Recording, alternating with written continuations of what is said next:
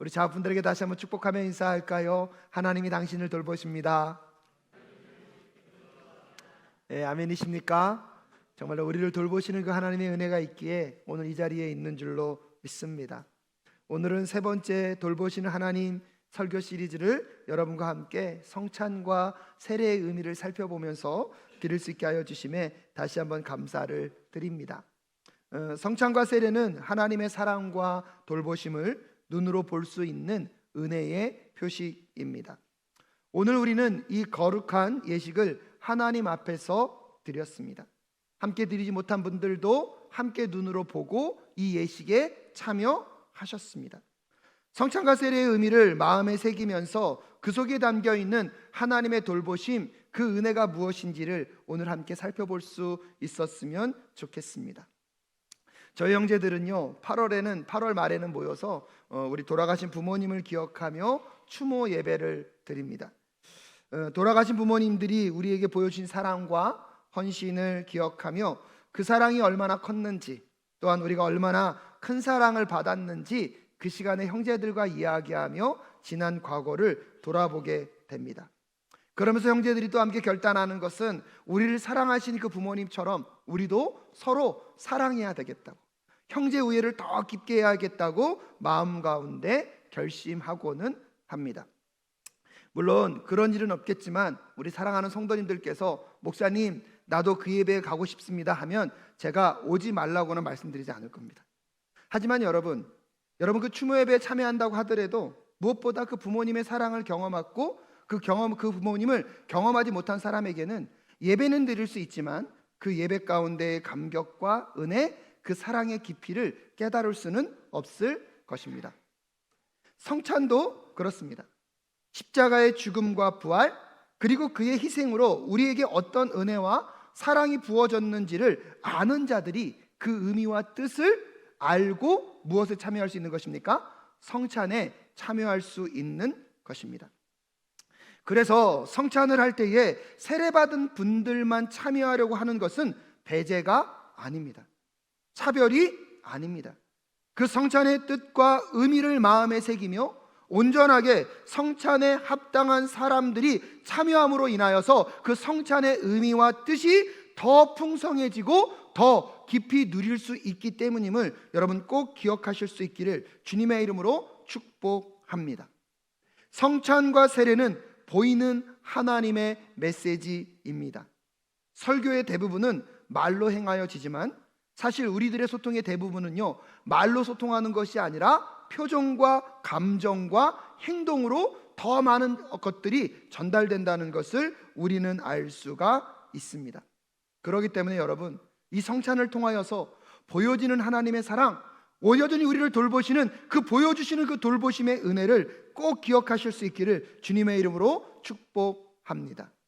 그런 점에서 기억해야 할 첫 번째가 있습니다. 우리 함께 읽어볼까요? 시작. 성찬은 하나님의 돌보심을 기억하게 합니다. 우리 다시 한번 고린도전서 11장 23절 24절 말씀 함께 읽겠습니다. 시작. 내가 여러분에게 전해준 것은 주님으로부터 전해받은 것입니다. 곧 주 예수께서 잡히시던 밤에 감사를 드리신 다음에 떼시고 말씀하셨습니다. 이것은 너희를 위하는 내 몸이다. 이것을 행하여 나를 기억하여라. 아멘이십니까?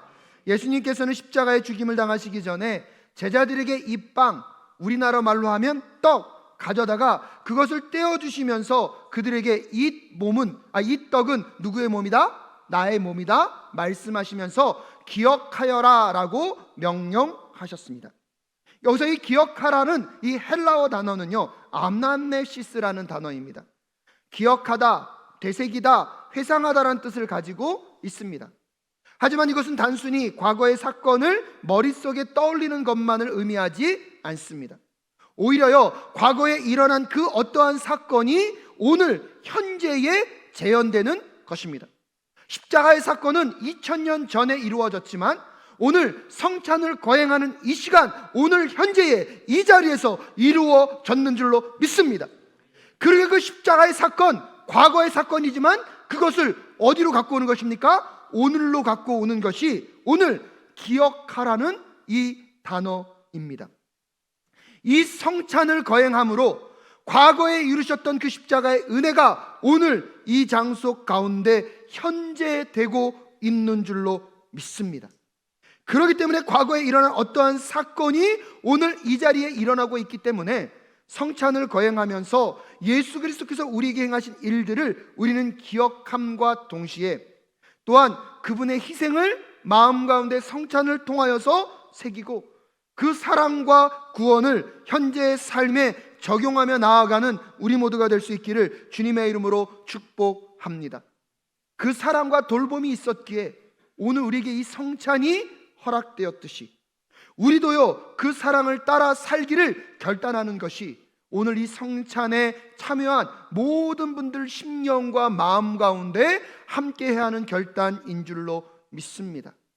그렇기 때문에 여러분, 기억하라는 말씀은요, 지금 이 성찬의 떡과 잔을 받으며 내가 너를 얼마나 사랑했는지를 다시 마음 가운데 새기라는 하나님의 명령입니다. 너희들을 내가 돌보고 있다는 그 돌보심을 우리에게 보여주시는 은혜의 표식인 줄로 믿습니다. 그러기에 너희도 사랑하며 살아가라고 말하는 하나님의 초청장이 바로 이 성찬인 줄로 믿습니다. 그런 점에서 성찬은요 단순한 종교적인 예식이나 형식이 아닙니다. 예수님의 십자가의 죽음과 부활, 그분의 사랑과 희생을 기억하며 하나님의 돌보심을 눈으로 확인하고 오감을 통하여서 맛보고 마음에 새기는 오늘 이 시간 되실 수 있기를 주님의 이름으로 축복합니다. 그렇기 때문에 여러분, 성찬은요 아무나 참여할 수 있는 것이 아닙니다. 성찬에 참여하기 전에 미리 기도하고 이 성찬의 의미가 무엇인지를 더 깊이 새기는 우리 사랑교회 성도님들 되실 수 있기를 주님의 이름으로 축복합니다. 이 성찬이 나에게 어떻게 허락되었는지를 여러분 예수 그리스도의 십자가의 그 죽으심과 나를 통하여서 이루신 그 돌보심과 그 사랑을 깊이 묵상하는 자들만이 이 성찬이 여러분에게 형식이 아니라 하나님의 사랑을 맛봄과 동시에 하나님의 돌보심을 오감으로 확인하는 이 은혜의 시간이 되실 줄로 믿습니다. 그래서 다윗은요 시편 34편 8절에 이렇게 얘기합니다. 개역개정으로 읽겠습니다. 시작. 너희는 여호와의 선하심을 맛보아 알지어다. 그에게 피하는 자는 복이 있다. 할렐루야. 여러분, 이 성찬을 통하여서 하나님의 사랑, 하나님의 돌보심 귀로만 듣는 것이 아니라 무엇으로 보고요? 눈으로 보고 여러분 오감으로 만나실 수 있기를 주님의 이름으로 축복합니다. 그렇기 때문에 여러분 우리가 또한 기억해야 될 두 번째는요, 우리 함께 읽을까요? 시작. 세례는 예수 그리스도와의 연합을 보여줍니다. 로마서 6장 3절부터 4절까지의 말씀 다시 읽겠습니다. 시작. 세례를 받아 그리스도 예수와 하나가 된 우리는 모두 세례를 받을 때에 그와 함께 죽었다는 것을 여러분은 알지 못합니까? 그러므로 우리는 세례를 통하여 그의 죽으심과 연합함으로써 그와 함께 묻혔던 것입니다. 그것은 그리스도께서 아버지의 영광으로 말미암아 죽은 사람들 가운데서 살아나신 것과 같이 우리도 또한 새 생명 안에서 살아가기 위함입니다. 사도 바울이 오늘 우리에게 세례의 의미를 가르쳐주고 있습니다. 그런 점에서 보면 여러분, 2부 순서에 있을 세례 예식, 단지 물을 뿌리는 행위가 아닙니다. 유아 세례를 받은 아이들은요 이제 그들이 스스로 신앙 고백을 할 수 있을 때에 입교를 하게 됩니다. 그들의 신앙 고백을 따라 입교하는 그 순간 세례를 받는 자와 입교하는 자들은요 나의 옛 자아는 예수 그리스도와 함께 죽고, 하지만 죽음에 머무는 것이 아니라 예수 그리스도가 부활한 것처럼 다시 살아나와서 누구와 온전히 연합되었던 것을요 예수 그리스도와 온전히 연합된 그 외적인 표현이 여러분 오늘 세례와 입교를 통하여서 나타나게 된다는 사실을 우리는 꼭 기억해야 합니다. 그렇기 때문에 세례를 받은 자들과 입교를 한 사람들은요 이제 내 삶의 주인이 내가 아니라 누구이심을 고백하는 것입니까? 예수이심을 고백하는 자들이 되었는 줄로 믿습니다. 그렇기 때문에 여기서 우리가 또한 기억해야 될 것은 세례를 받는 그 행위 자체가 우리에게 구원을 주는 것은 아니라는 것입니다. 천주교 교리와 기독교 교리에 여러 가지 차이점이 있는데요, 그 중에 가장 큰 차이점 중에 하나가 이 점입니다. 조금 어려운 단어인데요, 사효성이라는 말이 있습니다. 이 사효성이란 말은 뭐냐면 세례행위 자체가 구원의 효력을 가지고 있다라고 말하는 것입니다. 여러분, 천주교는요 이 세례 자체만으로, 세례행위로 구원이 있다고 말하고 있지만 우리 기독교는 그렇지 않습니다. 세례행위에 구원이 있는 것이 아니라 우리가 마음으로 예수님이 누구이신지를 믿고 입으로 고백한 그 믿음이 우리에게 구원을 주는 줄로 믿습니다. 그렇기 때문에 로마서 10장 9절과 10절에서 이렇게 이야기합니다. 함께 읽겠습니다. 시작. 당신이 만일 예수는 주님이라고 입으로 고백하고 하나님께서 그를 죽은 사람들 가운데서 살리신 것을 마음으로 믿으면 구원을 얻을 것입니다. 사람은 마음으로 믿어서 의에 이르고 입으로 고백해서 구원에 이르게 됩니다. 아멘이십니까?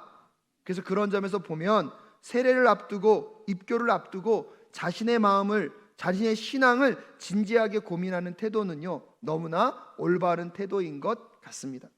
하지만 그렇다고 그냥 기다리지만은 마실 수 있었으면 좋겠습니다. 나의 의지를 가지고 주님, 저도 예수님을 믿고 싶습니다, 믿음과 이 고백을 할 수 있는 용기를 달라고 기도하며 주님께 나아가는 여러분 되실 수 있기를 주님의 이름으로 축복합니다. 왜냐하면 여러분, 여기까지 온 것도요 누구의 은혜입니까? 하나님의. 여기까지 온 것도 누구의 주권입니까? 그런 점에서 보면 지금 여러분의 삶을 하나님이 인도하고 계신 줄로 믿습니다.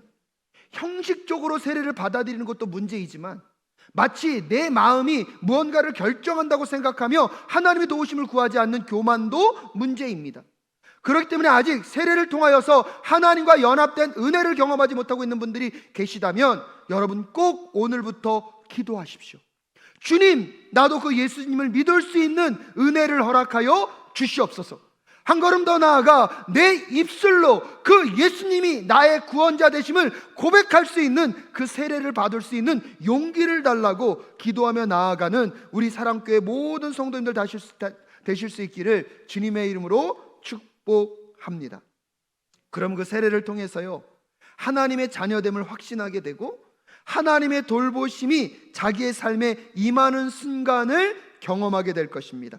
그렇기 때문에 여러분, 그 순간에는 세상이 줄 수 없는 기쁨이 여러분의 삶을 충만하게 채워가실 수 있음을 여러분 꼭 만나실 수 있기를 주님의 이름으로 축복합니다.